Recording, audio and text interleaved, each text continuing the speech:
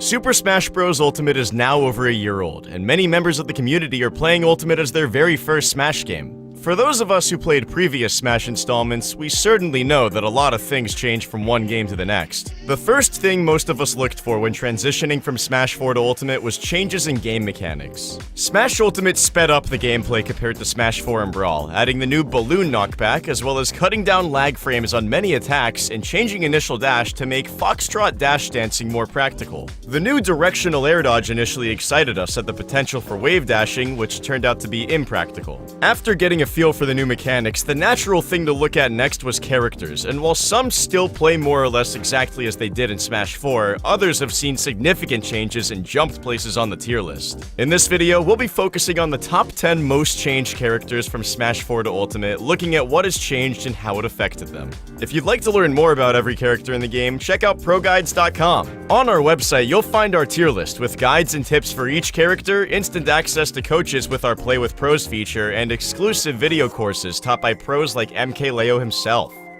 Diddy Kong was among the best characters in Smash 4. Upon release, he gained instant infamy for his notorious hoo-ha combo, wherein he could combo down throw into up air and confirm KOs with this setup at unreasonably low percents. Even after being nerfed heavily, Diddy Kong continued to see incredible results, with Zero going on a record-setting 56 tournament win streak while maining the character. His consistent throw combos, incredible neutral game thanks to banana punishes, great foxtrot, and down tilt KO confirms made Diddy a constant threat even after the release of the meta-dominating DLC titans Bayonetta and Cloud. Smash Ultimate's Diddy doesn't seem very different on the surface, but many subtle changes go a long way to reduce this character to a lackluster mid-tier. For starters, Smash Ultimate's mechanics make Diddy less effective in general. The fast-paced neutral granted from Ultimate's dash dancing removes the edge from Diddy's banana pressure, and the reduced landing lag makes it harder for him to whiff punish with down tilt. Many of Diddy's hitboxes also received size nerfs, and his banana is less effective on shields. Although his recovery has been buffed since Ultimate's release, his up B still travels less distance than it had in Smash 4. Some of the changes did buff Diddy, however. His banana now doesn't disappear after only hitting an opponent once, which creates new combo routes and even unlocks an infinite combo that can be performed on platforms. If Ultimate is your first Smash game, then you've always seen Palutena as one of the best characters in the game. Well, in Smash 4, Palutena was actually straight up bad.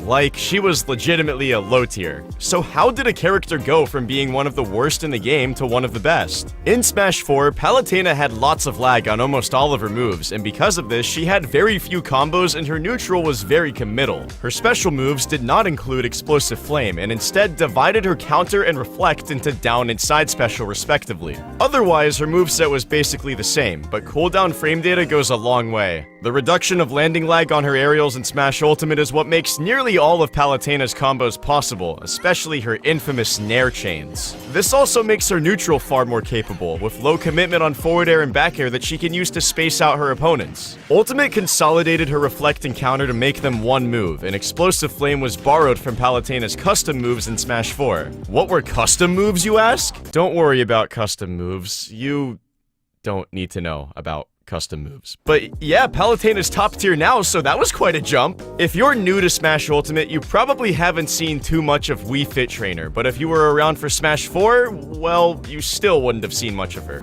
Wii Fit just isn't a commonly played character in general, but in Smash 4, it was largely because she was pretty bad. She was slow, didn't have many combos, she was particularly poor at approaching, and struggled to close out stocks besides for edge guards. Most Wii Fit players would actually just camp at the ledge, cause ledge planking was one of the only things she was good at. In Smash Ultimate, Wii Fit's moveset is very similar, but in addition to having great damage output from her combos, her deep breathing was buffed significantly.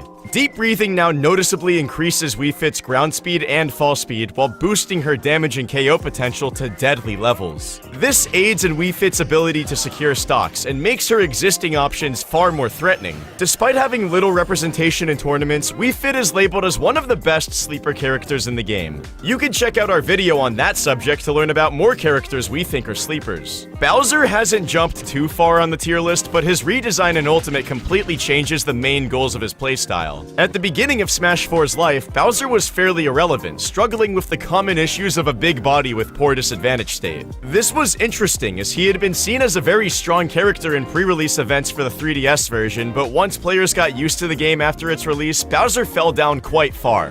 Fortunately for Bowser players, he was eventually buffed, earning a reliable combo throw which his entire meta would change to revolve around. Bowser's up throw worked as a combo throw from low percents all the way to KO percents, where it would combo into his up air for a confirm that was nicknamed the Koopa, referencing Diddy's hoo-ha. Coupled with Bowser's insane pivot grab range, most of his gameplay became searching for grabs. In Smash Ultimate, Bowser's up throw up air at KO percents was removed, leaving only some lower percent up throw combos to build up damage. His pivot grab range is also toned down a bit, but in return, Bowser received some very notable buffs. His side B was quickened to frame 6, and the mechanics changes of Ultimate allow up B out of shield to be an even more incredible defensive option. This makes it very scary to pressure Bowser's shield, as he can up B to punish many moves or quickly grab with side B if you shield anticipating his up B. His flying slam side B also racks up lots of damage and KOs, so a lot of his gameplay revolves around these two options. The reduced jump squat frames and landing lag in Ultimate allow him to space aerials more effectively, so he can also play more fundamentally in general. Sheik is an interesting case. In Smash 4, Sheik was a bona fide top tier in the early meta, racking up consistent damage with fair strings, dominating the neutral with her amazing frame data and needles, and closing out stocks with up air and bouncing fish confirms.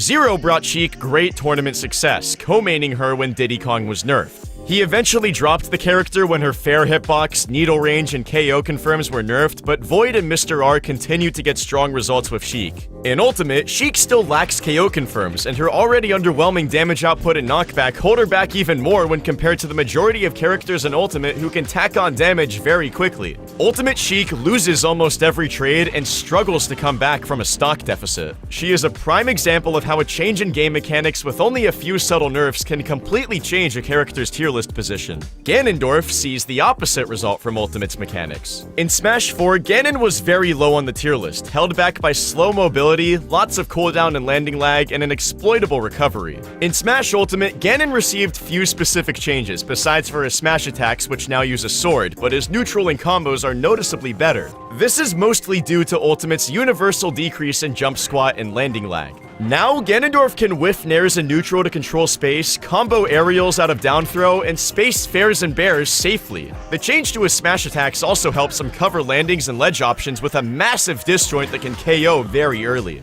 Ganon is still not one of the better characters in the game, but the new mechanics make him far more capable. Wario in Smash 4 relied on many more tricks and struggled to use conventional aerial spacing and boxing options. His aerials were laggier and offered far less reward, so he instead used the bike more often and went for setups like down throw into dash attack, which was a different move that could actually jab lock. Although his waft was just as strong, it was much harder for Wario to set up for it, and in a 2-stock game, he had less time to charge it. In Smash Ultimate, Wario's aerials can start reliable combos at many percents, including multiple confirms into his waft. The reduced landing lag improves his neutral and aids in his combos as well. Wario's new dash attack is another KO option that can be comboed into from down tilt or late fair, and his forward tilt can 2-frame and KO as well. Wario has seen amazing tournament results in Ultimate, jumping all the way up to top tier or high tier at worst. Zero Suit Samus was the character to end Zero's tournament win streak in Smash 4, with Nairo representing the character and winning multiple tournaments with her. Smash 4 Zero Suit had an amazing grab game with consistent down throw combos at various percents. Her down throw could set up multiple up airs, which then led into her up B.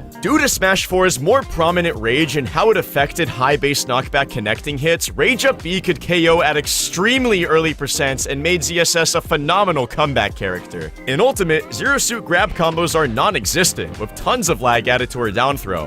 Her up air combos can still lead to up B, but the fixes to rage connecting hits make this move unlikely to KO off the top. Also, Zero Suit's previously useless up smash now starts combos and KOs, and her side B goes back to being a KO option as it was in Brawl. Despite losing her main strengths, Zero Suit's movement and pressure still make her a solid character with great results played by Mars. Cloud changed the Smash 4 metagame upon his DLC release, dominating most matchups with his immense disjointed range and unparalleled up air juggles. His limit allowed him to control the pace of the game and granted immense KO power to his special moves. In Smash Ultimate, Cloud's range was universally nerfed, with some players going as far as to compare his sword to a toothpick. Most notably, his up air is no longer a practical landing option to hit grounded characters, which was one of his main combo starters and neutral tools in Smash 4. Cloud's limit now disappears after 15 seconds if not used, and limit specials are weaker. Since it connects better and can no longer be teched, a big part of Cloud's gameplay is using his up B out of shield to punish pressure.